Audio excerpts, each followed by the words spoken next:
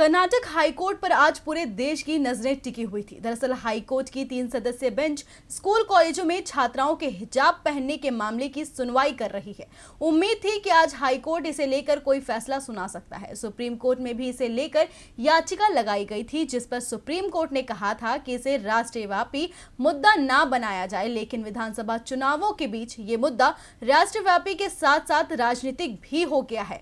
तो आज हाईकोर्ट में इसे मामले की दी गई क्या दलीलें, देखें ये रिपोर्ट। कर्नाटक के स्कूल कॉलेजों में हिजाब को लेकर लगाए गए प्रतिबंध के मामले में आज एक बार फिर कर्नाटक हाईकोर्ट में बहस हुई। हाईकोर्ट की 3 जजों वाली बेंच इस मामले की सुनवाई कर रही है। उम्मीद थी कि आज इस पर हाईकोर्ट कोई फैसला सुना सकता है, लेकिन कोर्ट में आज सुनवाई ही पूरी नहीं हो पाई और कोर्ट ने आगे की सुनवाई कल तक के लिए यानी बुधवार तक के लिए टाल दी। आज हुई सुनवाई के दौरान दोनों पक्षों की तरफ से दलीलें पेश की गयी और कोर्ट ने दोनों पक्षों की दलीलों को सुनने के साथ अपनी प्रतिक्रिया भी दी। इस बीच हाईकोर्ट में याचिकाकर्ताओं की ओर से कहा गया कि इस समय देश के एक हिस्से में विधानसभा चुनाव चल रहे हैं, इसलिए सुनवाई को विधानसभा चुनाव समाप्त होने तक टाल दिया जाए, क्योंकि कुछ दल इस मामले में राजनीतिक फायदा उठाने की कोशिश कर रहे हैं, लेकिन कोर्ट ने इसे स्वीकार नहीं किया। बेंच ने कहा कि ये चुनाव आयोग से जुड़ा मामला है, हमसे जुड़ा नहीं।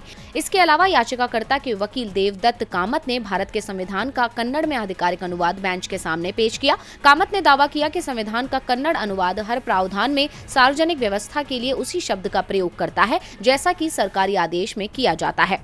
इस पर कोर्ट ने कहा कि हम सरकारी आदेश की व्याख्या कर रहे हैं, उसके लिए इस्तेमाल किए शब्दों की नहीं। याचिकाकर्ताओं की ओर से दलीलें देते हुए देवदत्त कामत ने कहा कि राज्य का कहना है कि हम एक धर्मनिरपेक्ष राज्य हैं, हम तुर्की के सैनिक नहीं हैं। हमारा संविधान सकारात्मक धर्मनिरपेक्षता प्रदान करता है और सभी धर्मों को मान्यता दी जानी चाहिए, लेकिन अब सिर पर दुपट्टा पहनने को भी अनुचित बताया जा रहा है। उसे सकारात्मक वातावरण बनाना चाहिए, न कि सार्वजनिक व्यवस्था को बाधित करना चाहिए। डीवी लाइव की रिपोर्ट।